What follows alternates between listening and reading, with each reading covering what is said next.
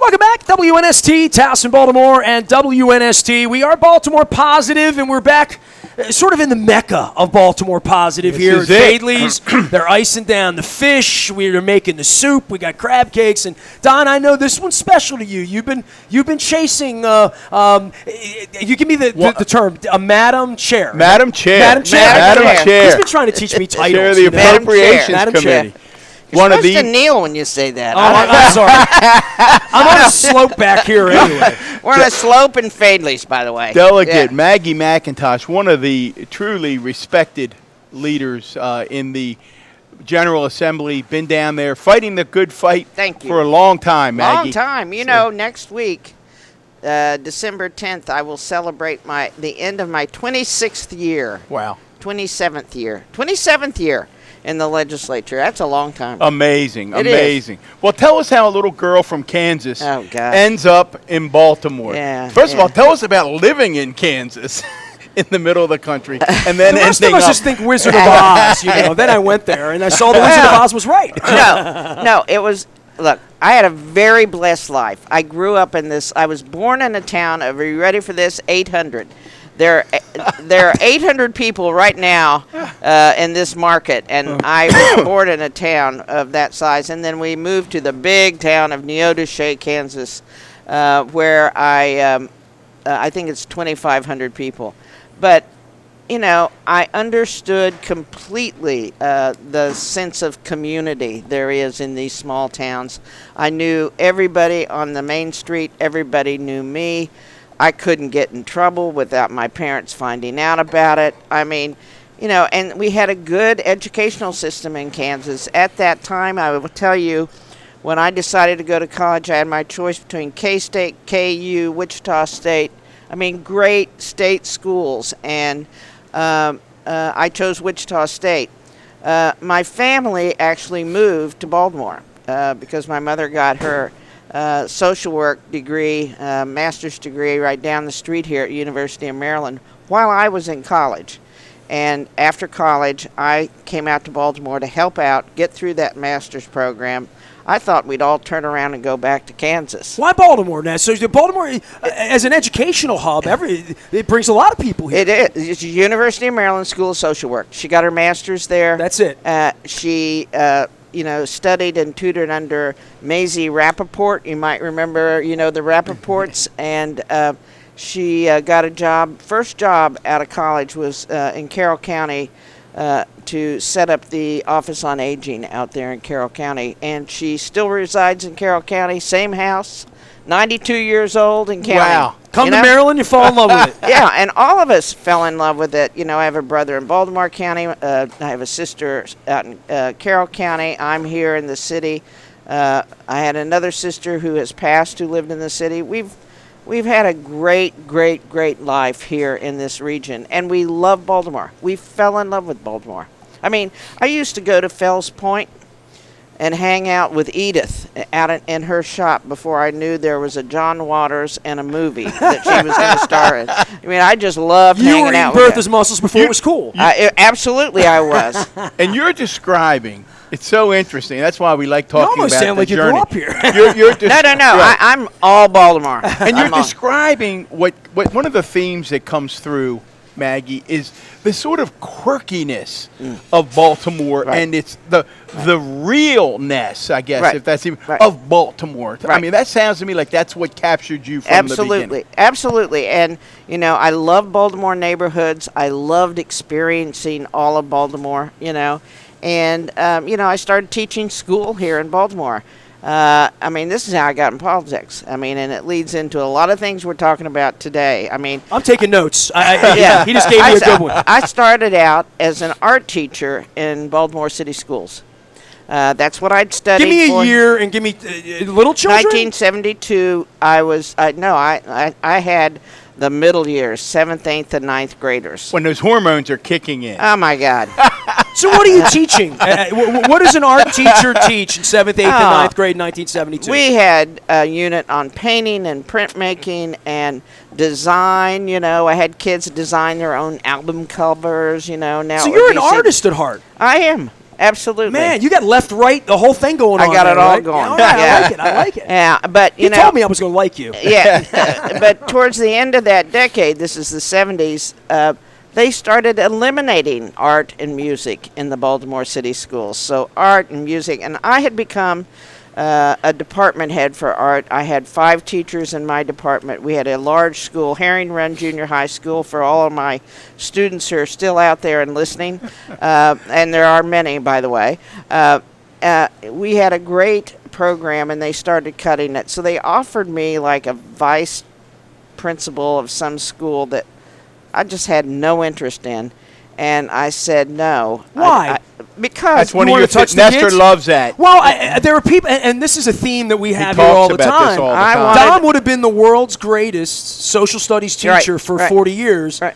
And 5 years in, he moved into a path of becoming my guidance counselor. And assistant. But we need 40-year teachers. We need art teachers that are there forever, Right. that don't become judges and elected officials, right? Right. But there were no art jobs left behind me. I mean, they were eliminating the job that I wanted to do. So I left and applied for a job here in the city as it was called Arts and Aging. Arts and Aging, and it was run out of the Commission on Aging, and I got that job. I ended up more in administration there than I wanted to be. But you have to understand, as a teacher, you have this unique thing that happens. You have 2 to 3 months off every summer. You get to go to Ocean City. You can't do that in Kansas. No. Here's what happened to me. I lived amongst this group of people called the New Democratic Club people. And so this one ran for office and this one ran for office, and they'd say to me, "Oh, you're a teacher.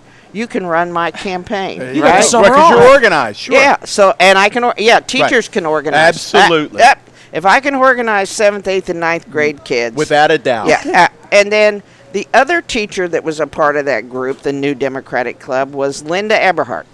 So Linda Eberhardt and I organized all these campaigns. We got Mary Pat Clark elected, Ken Montague elected, Ann Perkins elected, Jim Campbell elected, da-da-da-da-da. And when it came time, this is the timeline. When it came time, when Barbara Mikulski decided to run for the Senate, Wendy Sherman, who was her campaign manager, called me up and said, "Would you like to be our field director?" Now tell folks who are listening what that means. A field director means you organize the field. You organize the signs. You organize the door-to-door. You organize the phone calls. You organize voter contact on the ground, the field director. And I said, no. I said, I'm working on my master's, which I was at Hopkins. I'm halfway through. Once before, I quit my master's program to do a campaign, and I never returned. I'm not going to quit my master's program at Hopkins. She said, will you find me a field director? I said, sure, because I had been running around on all these campaigns and da-da-da-da-da. So I called up a couple of people that I knew. You might know the name Vinnie DeMarco. Oh, sure. All right. I called up Vinnie DeMarco. I said this, that, and that. He said, Martin O'Malley's out there. He just finished the Hart campaign, and he's in law school, and I don't think he's going to take the, exam this summer. I think he is going to wait a year. Maybe you can get him. So I called Martin O'Malley. A young Martin O'Malley. A young Martin O'Malley in law school, and I said, would you like to be a field director for a United States Senate campaign for Barbara Mikulski?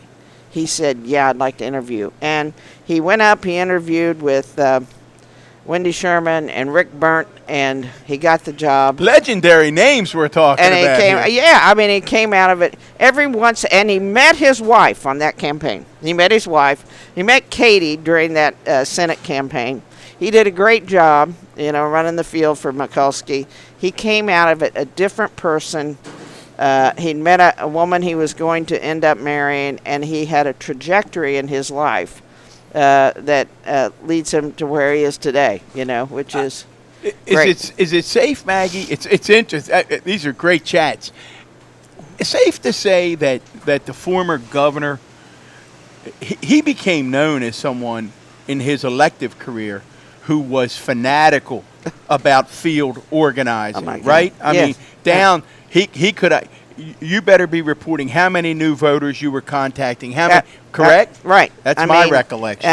And the signs. He would drive you crazy about the signs. I mean, he'd drive over to Ocean City, and he'd call in 18 sign locations. And when he came home from Ocean City, they better be up. Right. You know, I mean, that's the way he was. He was very fanatical. By the way, that same drive, if you will, about, you know, getting things done, moving it. It has to happen. You can't just leave it on a sheet of paper. Barbara Mikulski has that same drive, you know. To this day. Well, To this Don day. calls it a hatred of incompetence. right. Oh, absolutely. A hatred Right. of incompetence. Yeah, absolutely. Yeah, and if you, you know, if you work for her, you really do get. I will say this. You know, working for Barbara Mikulski changed me. You know, in a way. In what That way? It gave me that. I want to get to Z. Here's how I get to Z. Right. Bang, bang, bang, bang, bang. Keep doing it. And you know, she had a little green card that we all had, and it had the BAM principles. You have a right. Constituents have a right to know and be heard. You still have one of these? Yeah. It's I at want. home. Can you take a picture and send it over to me? I will. Seriously. I will. I want to see. And what, actually, I have 'cause a picture of it. I am so inspired by what I grew up with here, which Yeah. was Mayor Schaefer, then Governor Schaefer, and Yeah. we stole football teams, and we built baseball stadiums, and we built aquariums. Yeah. And I was at the harbor the first day. That's what I'm used. That's yeah. the kind of trajectory and progress Yeah. where I've seen an old beaten up yard at the corner of a Light Street turn into Ritz Carlton, and I've seen Inner Harbor East turn into a place people want to. And we're seeing Port Covington. We have Mark. I want that sort of leadership, but it takes an intolerable. You can't suffer. No, you can't. Well, let's go back to the BAM principles. Oh, this let's is go. new. Go This is a ahead. new one. Go ahead. Hear the I BAM wanna hear this. principles. Well, I can't remember Right. all of them, but How many were Gist. there? What's the gist? there was about. I would say by the end there was about 10. Okay. You know? What are the ones you remember that stick with you? People have the right to know. People have the right to be heard. Oh gosh, what were some of those others? I mean, I hope we're she- going I to Ten hope- promote Commandments. I hope she doesn't listen. You know. Senator, we're going to get the list, and no, we're going to share it. I literally have the list. And I have taken a picture of it, and on my That's phone terrific. I will find it All and I right. will get it to That's you. a beautiful Terrific. thing. Well, Well, I was going to ask you how you went from art to wanting to be on camp, to becoming a political.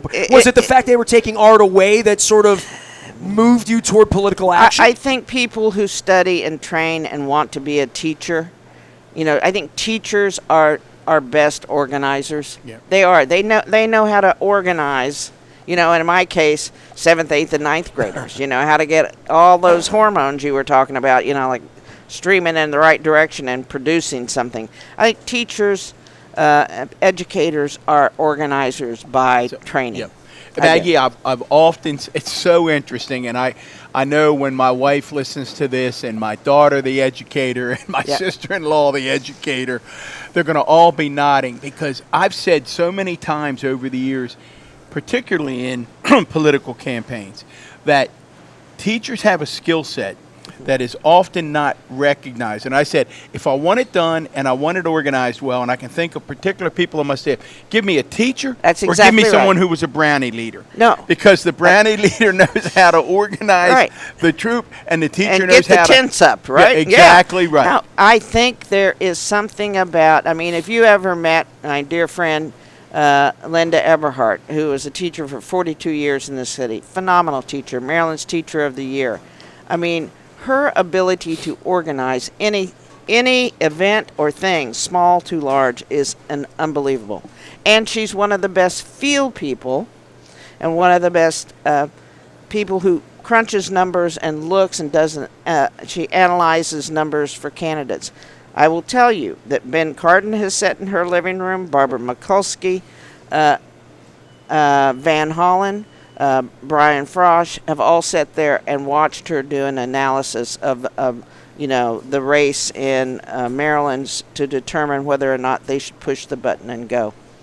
It's really interesting. Because isn't it always about, when you think of the teacher, and I'm going to be a bit sexist here, and I apologize for this, but I also think someone said one time when they were talking about female candidates, and certainly that female candidates, they're like little girls in the classroom. They do their homework. Right. They don't just make it up. That's right. So the field director, I mean, I know one of the things that when you sat with the governor, because I had folks who worked for the governor who ended up working for me, Right. he didn't want a lot of mumbo jumbo. He wanted facts. Right. Where are the voters? Right. Who have you touched? Right. What's their level of commitment? And teachers know how to do that. That's right. That's exactly right. And how many times have you touched them, and what's the feedback, and how can we do better the next time? Right. It's unbelievable. And I think, Martin had that about him. I think all good leaders do have that about them in some way. But Martin and Mikulski certainly were two people who taught me a lot about, setting goals, reaching goals, follow through, feedback, go at it again. Well, the governor has a new book. I don't even know if you know this. I don't know when you spoke. He has a new book coming out called Smart Government. I think it actually coming out in November. Right. Talked to him the other day. He's going to come on and talk about the Good. book. Talk Good. about real success stories. And again, that's what Nestor keeps trying to focus on, is there are success stories in the midst of all this. The governor gave me a copy of that book last night. Oh, there you go. there you go. I hope he signed it. He did. He said, to Boss Maggie. That's what he calls him. And he signed it, and we had a great conversation. And actually, we had a drink together, and he was picking up some food for his son. I was in Alonzo's with Diane. And Let me guess, he was having a stout. Yeah, oh yeah, it was black. Whatever. And I had my little Merlot, So anyway, but he went out to the car and he got a copy of the book and he brought it back in and signed it because we just started in a discussion. Actually, they were talking more about behavioral health and so on and so forth. So it's great, and I'm really happy to sit down and dig into that book this weekend. Me as well. And it's funny, I like so many others, I read most of my books now on Kindle. I made a decision when I was with the governor over the weekend that I'm actually going to buy this one so that when he comes on the show, I want him to sign it as well. We can hold it up. I want to have it in my hand. Maggie, jump back. One of the things we've learned a lot about is you talked about your mom and your mom coming to be a social worker and the Kansas experience. What were the values and the lessons in the McIntosh house when you were a little girl that still form who you are today? Yeah.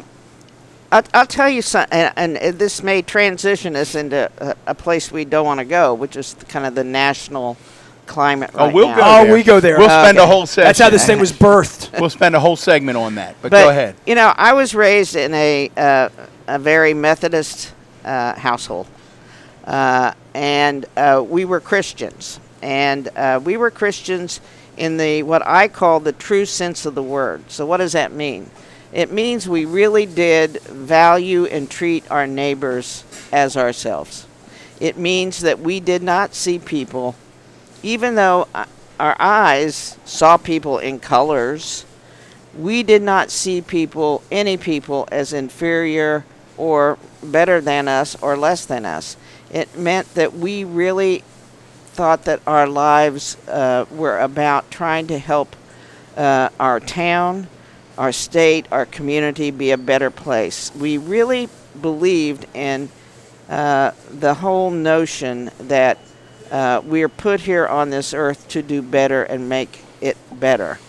And so when I look at what's happened in the organized religious institutions in our country over my lifetime, by the way, not just recently, but over my lifetime, I am in total dismay. I spent a few days just a couple weeks ago with my first cousin. He lives in Tennessee. He was a Methodist minister, I had 3 cousins that went into the ministry. He is 65 years old. He's retired from the ministry, and he put his head down and said, I left the church. Wow. He and his wife left the church. Methodist minister? Yeah. And they left the church because they won't allow gay ministers. And he has worked tirelessly, and his brother worked tirelessly on trying to get the Methodist Church to allow people who are gay to be ministers. And they took a vote not to do that, and he and his wife went home and said, it's not our church anymore, you know? And I mean, you could tell it was painful to him. Well, it's painful to me, you know? And it's somewhere in my teens, and certainly by the time I hit college, I said, I'm different, you know? And I began to worry about where I belonged, you know? And I began to be self-conscious about where I belonged. And I tried to figure this out. And by the time I figured it out, and by the way, my family being absolutely terrific about it, you know, oh, fine, you know, I mean, we love you, you know. I mean, I had a wonderful family experience. You know, my church, other institutions in my life rejected that. And so you know, you do struggle with that if you grow up in a very religious family, as I did. You struggle with the fact that this institution has said you're going to go to hell, you know, and there's no way around it unless you change, and you can't change because it's not. There is no such thing as conversion therapy. We're pretty comfortable about that. Let's tell the vice president that. Right. Yeah. Right. There is no such thing. If I might say, it's pretty sick stuff. Right. I mean, it's pretty sick stuff. And people who, I don't know, I read recently one of the men who started a lot of the conversion therapy in this country has now come out and said, right. I'm gay. I'm gay. You know, I can't, you know, it's, you know, there may be, and I do give the younger generation, you know, all kudos for this. I think younger kids explore, you know, a whole spectrum of their sexuality. There may be things on a spectrum or points on a spectrum that they explore, that they feel comfortable with, that, you know, may lead them one direction or another. But ultimately, I think as an adult, when you partner in life, you figure out where you are. Maggie, what do you say? It's I'm watching you as you're describing that. And folks who will see this on Facebook or on YouTube, they'll be able to see that still is such a key part of those memories are so strong. And from the way your family accepted you coming to them and saying I'm different, to the hurt in your face for a church to take action like that. Right. What would you say to young folks who may hear this, who are struggling right now and saying, I'm different and I'm afraid to go to mom and dad? What would you tell them? What advice would you give them? I'd tell them to persevere, move through it, because the world is getting better. Our country is getting better, and the world is getting better. You got to get sick first to get better? Yeah, well, you know, I don't know if it's sick, but you have to face, you know, what you're feeling. And I'll give you an example. When I came out, you know, in my 20s and 30s, I'm now, by the way, 71. So this was in the 70s or 80s? 80s? 80s. 80s, yeah. 80s, okay. Yeah. In my head, and certainly to anybody around me, they said, well, you're not going to have children. You know, you'll never get married. You're not going to have children. You know, you're not going to. Well, today, I'm not going to have a child. But I have a grandchild who woke us up this morning, you know, on one of those, you know, FaceTime things. I'm married. And so many of my friends here in Baltimore have children and are raising children, and in fact have children that are grown in college and out the door. I mean, so gay couples have adopted and had children for a long time, even before marriage was legal. So they say, well, you mean I can have a normal life? And I say to them, you are normal. You're normal. You know, to want to love someone, to want to have a life with someone, to want to raise a family with someone, to want to worship with someone, you're normal. Don't let people tell you there is something wrong with you. You're just gay. But that's like, to me, there's nothing not normal about me. Well, it gets back, and we'll talk actually in the next segment. It'll be a nice segue to talk about the national presidential election and the first openly gay candidate. Yep. But when you talk about you are normal and you've got this loving couple, during the whole, and you were front and center on the same-sex marriage passage in the state of Maryland, and again, Governor O'Malley dragging that thing to the finish line. But one of the things that always resonated with me, and I think there was a commercial to this effect, that basically the gist of it was, I can't quite get my head around the fact what a loving gay couple living next door to me has anything to do with my sexuality. Todd Schuler. That's exactly Todd Schuler. right. I wasn't going to yes, that's it's exactly my favorite right. commercial. Right. And I can remember calling guy. Todd. Yeah. I can remember Todd. Todd was a former elected official. I know Todd. Oh, yeah. do you? Okay, so He's Todd. a great guy. Todd did this, I'm going to say, standing by a barbecue. He did. In a I backyard. had a pizza with Pizza John's and Todd a couple months ago. So standing by the barbecue in the backyard, basically saying, hey, it's okay. How can I look across the I was going to hold this to the next segment because we'll talk about Pete, but while we're extending the segment here, you said, I'm married. That's something that maybe in the 1980s you weren't sure you would ever be able to say that. Yeah. And that the government would recognize that for your insurance, for your loved ones, for your family. That's the part that I can't believe in when I was in my 20s. That you live that life. It's hard for me to imagine that. To never be able to say I could be married.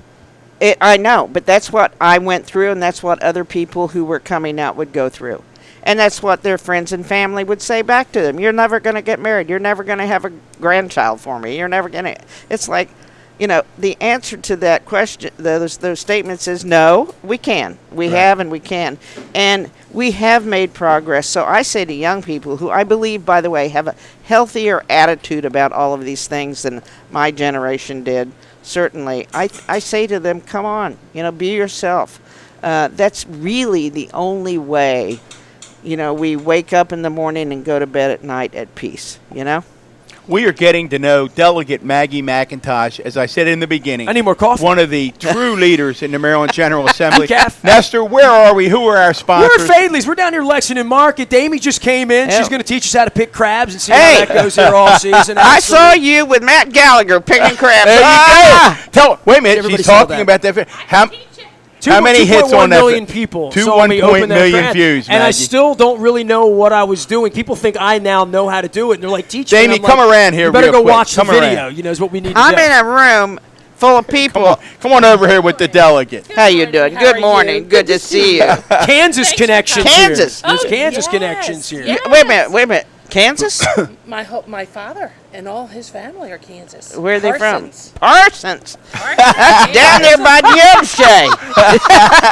I know it well. Ladies and gentlemen, we've been joined by Damie Hahn, the doesn't owner have a of mic, Fadley's. that's all She right. doesn't have a mic. That's I can all give her my mic. There you go. There you go. We're about to run to a break. We're going to a break. Okay. Well, he was Parsons. telling me to promote my sponsors, and I'm like, once she started talking Kansas, I'm like, I hope Dad shows up today. Yes, he's on his way. Good. Good, Good. Good. 2.1 said that million views of the crab video. Yeah, I love Matt Gallagher. Damie's hands are a superstar. It was her hands. reaching Yeah. over the back. I can teach you how to do it. I'll All give right. you a quick lesson. I'm here. Who are our Okay. other sponsors? We're at Jennings next week. We're also at State Fair with Westmore. You can find us all at BaltimorePositive.com. And always Damie. remind people to check out Thread. Check out Thread. He wants to give a Thread plug. By the way, Marie Brown, if you're doing the Ravens, great work out there for everybody with Sarah Heminger as well. We're at Fadley's. We're at Lexington Market. We're back for more on Baltimore Positive and WNST.net, AM 1570, with more with Madam Chair right after this. Madam Chair. Adam Chair. There we go.